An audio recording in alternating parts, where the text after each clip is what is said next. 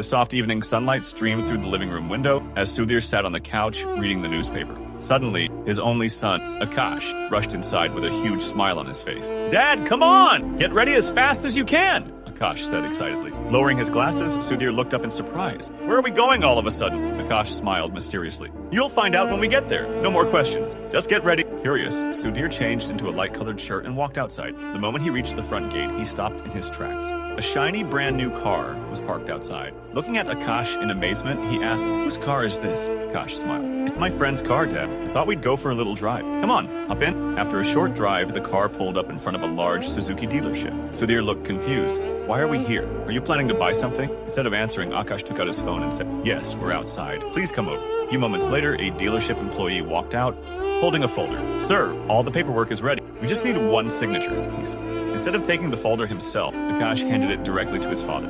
"Dad, this signature belongs to you." Confused, Sudhir looked at the documents. His heart skipped a beat. Printed in bold letters under buyer's name was Sudhir Kumar. The car wasn't for Akash's friend. It wasn't even for Akash. His son had spent years working hard, saving every dollar he could just to buy this brand new car for his father. Tears instantly filled Sudhir's eyes. Removing his glasses, he wiped them with trembling hands. "Akash, why would you spend so much money on me? You didn't have to do this." Akash gently placed a hand on his father's shoulder and smiled. "Dad, time changes everything. Life doesn't stay the same forever."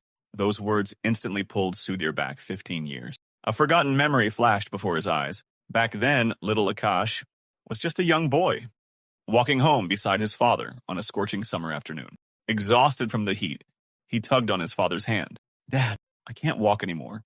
Please call a rickshaw. Let's ride home." Sudhir quietly slipped his hand into his pocket. Only a few coins? Not even enough to pay for a short rickshaw ride. Hiding his pain, he smiled and gently stroked his son's head. "Just a little farther, buddy. We'll find one at the next corner." But when they reached the corner, Akash couldn't take another step. That's when Sudhir broke down. Standing in the middle of the street, surrounded by strangers, tears rolled down his face. He hugged his son tightly and cried, "Please forgive me, son. Your dad doesn't even have enough money to pay for a rickshaw today.